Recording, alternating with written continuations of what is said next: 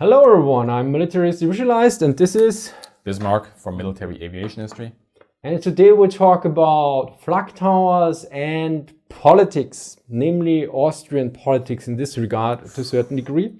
And I mean, it also affects, I think, Germany, well, it's similar in that way. Yeah. So basically a few months or weeks ago, I got some interesting tweets. Basically, one person wrote, I had the possibility to go to that park where a Flak Tower was and see them 2 years ago. I was surprised that they are not open at all. They are there like a water tank or similar. No historic context or anything is given about them. Some problem they are to use them as a museum or similar. Okay, so basically in Vienna we have 6 Flak Towers. One is inside a barracks, and I think it's a combat tower that's in the barracks, and its command tower is actually outside and is built an aquarium right now. And it contains, as far as I know, actually a museum for the Flak Tower in itself, and you can also climb the wall. The other 5 or the other 4 Flak Towers are one pair is in each is in parks, so 2 pairs in different parks, and you can walk around them, but generally there are no signs and everything around there, so no context. And then came basically the follow-up comment after that. I explained that it would have been good to have at least some signs telling the basic history about those very imposing buildings in a nice park. So here's the thing. Basic history. The problem with the Flak Towers is they were built by slave labor. So that means if you just mention, for instance, the technical data, no, not enough. Then, of course, if you mention the slave labor, some other people might complain about this as well. Yeah. So usually this ends up with, nothing happening. You need a committee for a committee to decide anything. Yeah. This is the basic problem with, especially in Germany, Austria as well, when it comes to, let's call it complicated recent history of our countries, where it's very nuanced, it's very contextual, and it is difficult to get everybody on board. Things are getting better, at least I think they are getting better, but it still takes time, and to have, especially on a political level, where you have to have the local governments, and it's probably also the regional, maybe even the national governments, if you have something of historic value of that importance involved, it gets extremely complicated very quickly. We have this saying in Germany, many cooks ruin a pie. I think you can also have that in English. Obviously, I just said it in English. That is the basic problem there, just on a political level. If we just talk about getting things kick-started, beyond that, I mean, you have a couple of points there, I think, as well. So generally, my basic response to such requests, I can completely understand him. He also said as a tourist. So basically, the question would be, if somebody complains about it, is, would you risk your job and the livelihood of your family to add a sign to such a monument?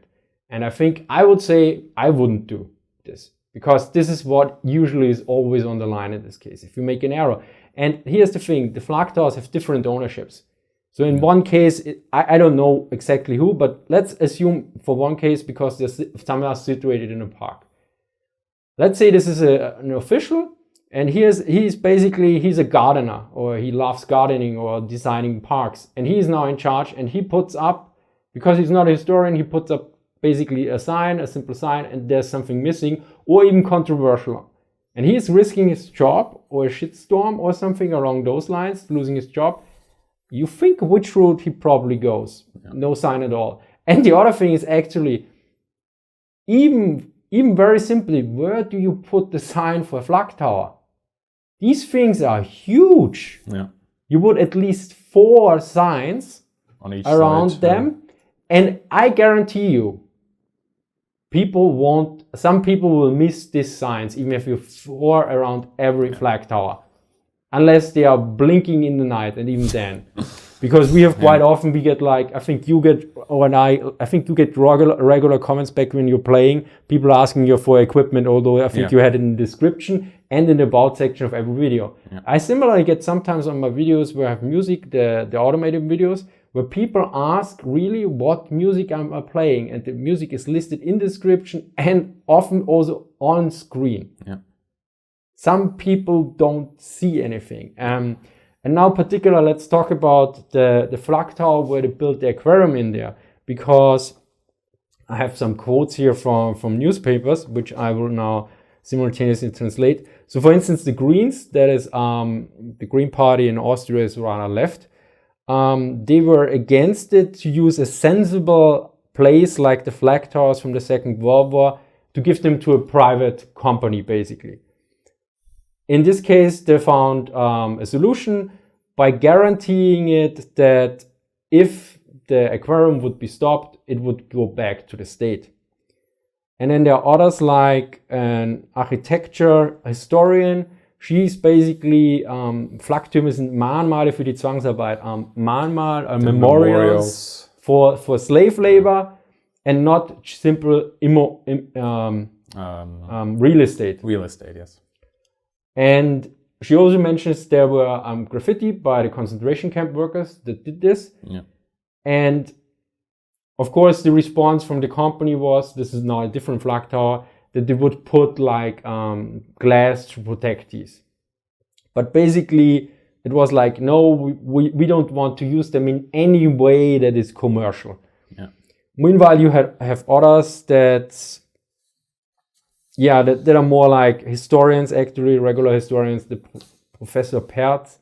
And he mentions it's not necessary to keep all of them in the state they were like in 1935. So there goes back and forth the whole discussion, politics around, it's complicated.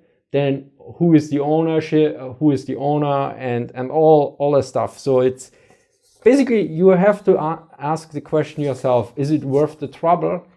And more often than not, it's not worth the trouble. I mean, it's also probably similar why many people stay away from history or the Second World War in Germany or Austria to a certain degree outside of the academic circles, because, well, you get problems. We know our comment section as well. We get everything from like we are insults that we are too left-wing or too right-wing or something. Usually on the same video as well. Yeah, that's the best thing. I mean, it depends which sentence you didn't like. Yeah. Or which sentence you actually misunderstood most of the time. Yeah. This is also sometimes it's quite interesting what people hear in context what you actually said or wrote. But in any case, I mean, that's a little bit of a cross-section here into the debate that goes on in Austria and Germany when it comes to, the Nazi times. It's not just a tower. Let's put it that way. It's not just a tower. The tower is just one symptom of the ongoing debate. And like I said, I do believe it's getting better. But there's always going to be a back and forth. And I appreciate that people coming from other countries where this is not the case, where it's very easy to say, get people together for a historical building and say, let's put a sign there, let's explain what is going on, even if it's just the basic information. That's very easily done. Also in Germany for many other things. So, if something goes into, I don't know, the 1700s or something, that would be easy.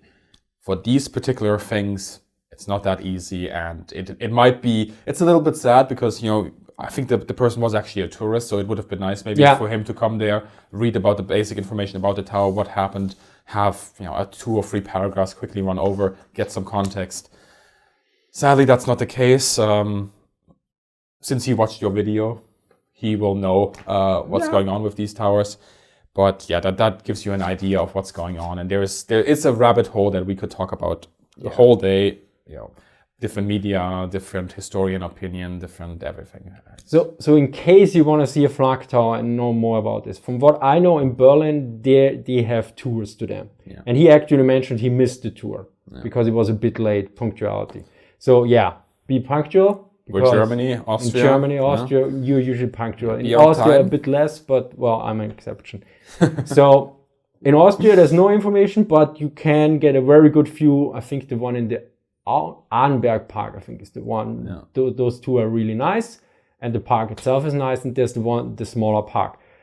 And also, I don't know what the criteria is that you can climb the one, because there's a climbing wall outside, so actually you could be able to climb one, which could be interesting for some of you. So for Berlin, if you want to have the information. In Hamburg, I'm not sure if they have tours. I know there's one in Wilhelmsburg, which is in the south of Hamburg, which is basically abandoned. But I know inside Hamburg, they actually have, a friend of mine worked in one. So they actually have cultural workshops there and also companies. That is one, I forgot the name of the subway station. I once lived in Hamburg, but I forgot. So yeah, so in Hamburg, you might get into one.